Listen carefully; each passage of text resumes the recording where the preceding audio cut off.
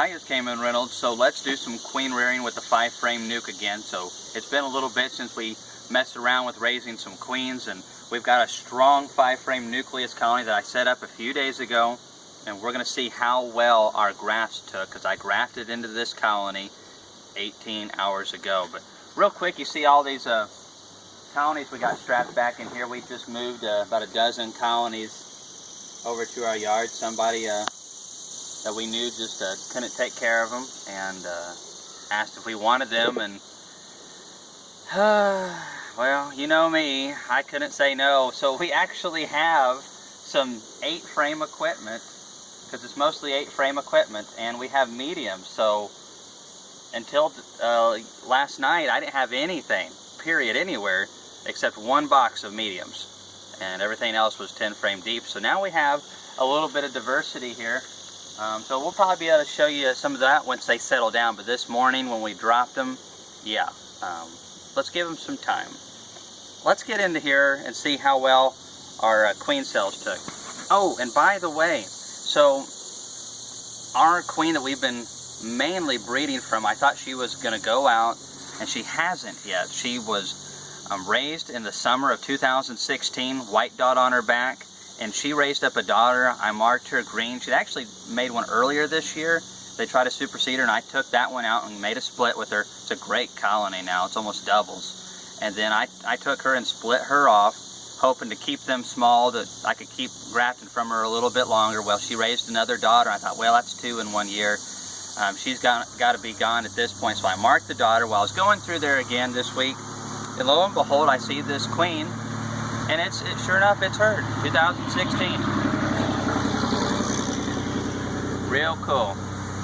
Anyway, so then I saw the daughter that had the green dot. So they're both on the same frame again. And I wonder if there's something to that, because that's multiple times I've seen them both together on the same frame laying. And I don't know if it's because they're so attracted to that certain age of, like the combs are hatching out with emerging brood. But anyways, let's get to queen rearing. So I was able to find some of the eggs that was close to that queen. I don't know if it was from the daughter or from the queen, but either way, I'm pretty happy about it, because that colony is packed with brood, because both of those are laying at the same time. And we have a bee brush here. Woohoo. This is one of the cases where you want to use a bee brush. So I've also got some Pro Sweet here to feed them, and we have a pollen patty over here in the corner. Now it's probably better if you give them a little bit of smoke. Now there's a good bit of bee coverage on here. The thing of it is, these 2 frames right here are hatching out like right now. So this colony is just going to be ridiculously packed with nurse bees. And that's what we want if we are going to get a lot of cells that are built strong and well. Careful not to drop these, because the larvae, because it's up and down, if you shake it or you jostle it, you can easily dislodge the larvae and you'll ruin your takes. So let's brush these bees off. Now, brushing can aggravate the bees. Primarily, the bees that it aggravates are your old bees. They're the ones that won't put up with it. Your nurse bees are pretty well gentle with it. So, but there's a little bit of a method. You want to brush them and kind of flick them off at the same time in like all one motion, so kind of like that, you know. And be careful not to damage the cells too much. You know, there's no reason to get all these bees off of here. Alright, come on in here, look at this. Now these cells aren't even 24 hours old yet. We have, move out of the way up there, I can't see these. Yeah, we've got all 15 accepted on the top one. A couple of those look a little runty on the bottom. 2. Wow, so out of 30 grafts, it looks like we missed on 3. I'm really okay with that. Now that doesn't mean that we're going to get all of the 27 that we have on here to turn out into really nice cells, but we're feeding them good. We've got the pollen patty. We're going to make sure to add more before they run out. We gave them a frame of bee bread that's right here.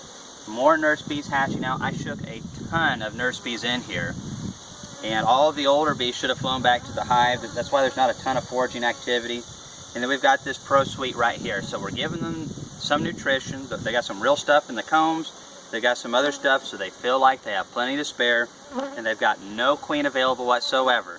So hopefully we're going to get a bunch of good queens out of here. And once they get to the age that we're going to start pulling them out, we'll show you how we handle them. But just because you don't have a lot of bees doesn't mean you can't raise some cells. Even if you only ended up with, 7 to 10 of these to actually look good, I mean, then you only get 5 queens out of that. Just to say you can't run a batch like this every week or two. So after after every cycle. So I usually pull the cells after they've been here 10 days.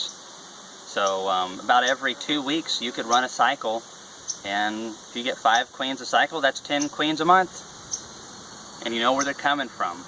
So anyways, hope this helps you. Thanks for watching our videos.